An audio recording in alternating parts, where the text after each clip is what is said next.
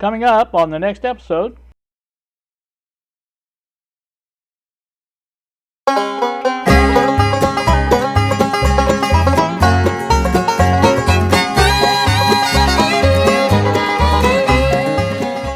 Good afternoon, YouTube. It is 3:50 p.m. now on this Saturday. I am in the shop once again, and as you can see, this little item here is a Packard Bell 5NA, 5DA, 5DA. Okay, yeah, 5DA chassis.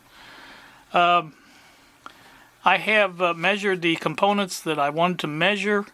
The 180 resistor, which I'll show on the schematic, is a 180 ohm resistor, and it measures 192.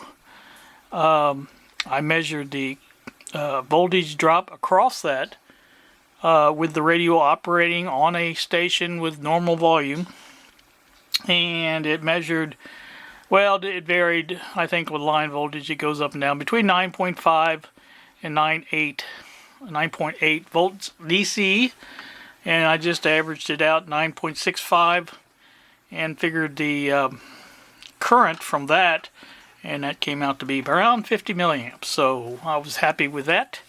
And so what I went ahead and did was I pulled the lead off of the, it was the easiest one to get to. I'll show you what I did. This one here, find my little pointy stick. This one here is that 180 ohm resistor. The other end goes right directly to pin 8 of the rectifier tube, which is the cathode of the 35Z5, and it normally connects to this point right here. So I've disconnected that. I've got that out of the circuit, and so that basically eliminates the B plus from the 35Z5, but it's still in circuit, so I get the filament voltage and I can still operate the set. So I just wanted to do this test with the that removed to find out how well this is going to work to power radios under tests like this. And that's one of the reasons I made this whole what do you call it? Here I am. What do you call it? So I'm gonna I've already got this hooked up to the DC power supply. This is the negative on the filter capacitors. And this is at that point again that I told you I was going to disconnect from it. I've measured that before. This expects around 109, 110 volts right around in here. I think I measured 106.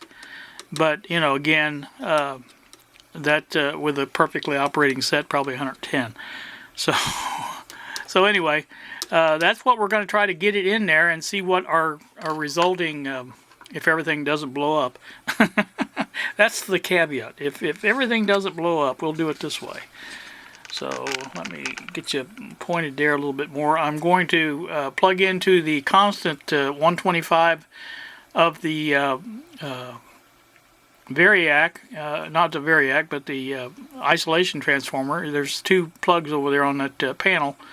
One is directly connected to a isolation transformer by itself, and just uses line voltage, and that's what I'm going to be plugging into.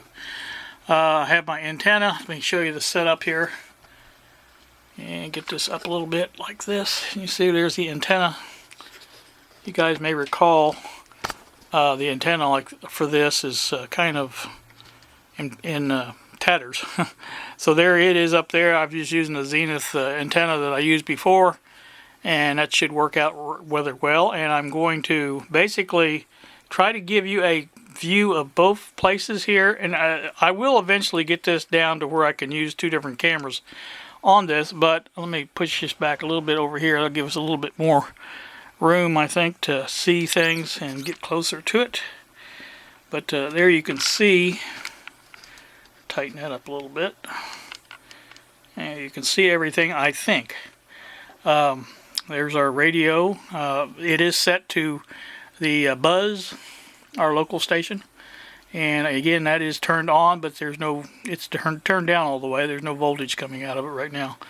So you guys kind of keep an eye on that and listen for the radio at the same time. We're going to plug in the radio, let it warm up a little bit. It's got to warm the tubes up, so do that. And we'll look at the filaments, make sure they're warming up, and they appear to be. They are glowing. Not yet, but they're getting there. Okay, now they're starting to glow. Alright, so there you go. There's our setup.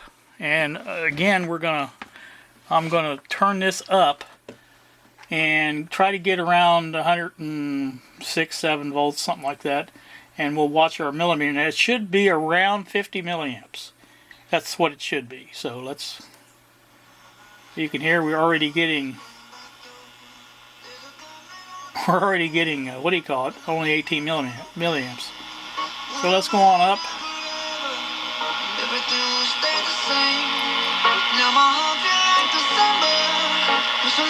106 volts, 52 milliamps. You can see it works well. I am happy about this. That is nice. That will come in so handy for doing stuff like this. But you can see again, or hear the radio is playing.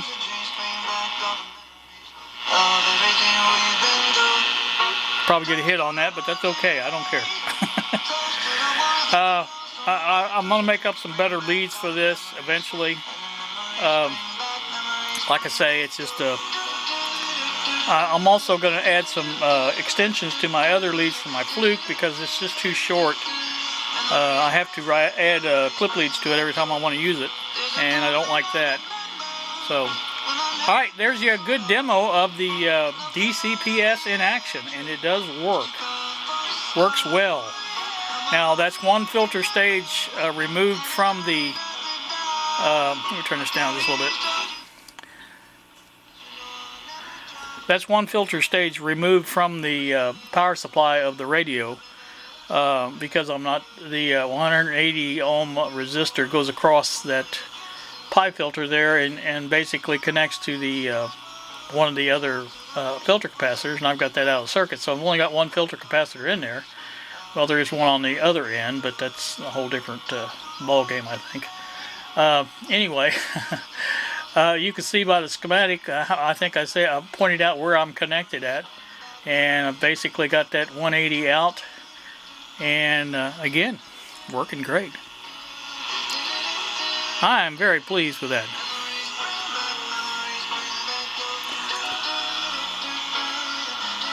So, I think that's going to do our little demo. I like to be cautious when I do stuff like this. That's why I went ahead and figured everything out ahead of time. I like to know what to expect. Bob had me a diagram on the tube on the 35 Z5, but turns out he was basing his pin outs on a 35 W4, which is the opposite, or not the opposite, but the alternate tube this set used. This was between the time where they switched from octals to miniature tubes, and this set will go either way, depending on what time of the year production run, how late in the production run it was, I guess. But anyway, this one has octals and it has the 35 Z5, so it does work. It works rather well, I think. I'm very pleased with this. Hope you guys can see that. Let me take you over here and show you again if you can't see it. There it is. 105 volts at 53 milliamps. So that's just right on the money what it should be. And so again, you heard it was operating way low with way low voltage, so it really doesn't take that much, but still I like to put in what it's supposed to have, so make sure it works. So there you go. Now for anybody that doesn't understand about how this bleeder resistor works, I'm going to leave the radio on and I'm going to turn this down. See how fast that went down? That's if you do it that way, and this is the way I've gotten the habit of doing all my career, I guess you would say. Let me unplug the two. No sense having it plugged in. I've basically done it because I like to make sure everything's down before I go playing around with it, and that way there's no chance of getting any shocks or anything like that. And I still have my little protectors in there, so that works out really well. So I'm happy about that. Turn that off. And that's a good demo of it, I do believe. For anybody who was wondering about the purpose of it, that's the purpose. And it works with other things besides these types of radios. I mean, you can power circuits. At one time I was going to do some powering of individual circuits. You can do that because I've got the AC variac there that provide the filament voltage at any voltage I want, from 1 to 150. I mean, you know, so that will work for that, and this is going to be able to crank out, you know, good amount of power.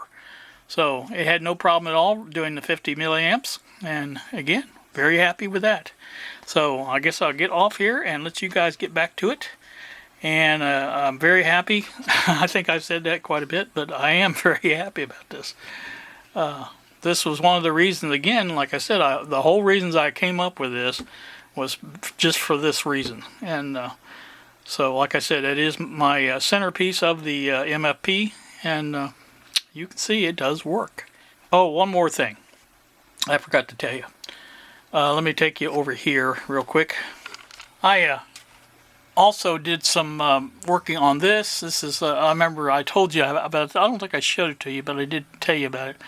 I got the squares in for the Velcro. You can see one there and there's one there. I've got the two on the front. I'm probably not gonna put the ones on the back because this thing is solid as a rock in there now. So it will be fine just like it is. You can push on it. It's fine. So that's all I've got to do about that, and I think it'll be just fine. And that will be there if I need it, if need be, as they say. And so happy about that. So got that installed as well. Like I said, now these leads, I know I'm talking a lot more. These are the flute meter leads. You can see I have some alligator, some clip leads on it to extend the leads. They only come out to about maybe middle ways of the bench, and that's about as far as they go. And that's just the edge. So I need to add some. I'm going to take these ends off and add some more wire to them, and then I'll shrink wrap the wires, and I'll put the ends on the other end. I want it to reach across the whole bench, and I want it to be able to do that. I've got it out of the way over here, tucked. Now that was part of the problem with why it's so short. They go down here, around through here, and get out of the way of everything, and then go down through here.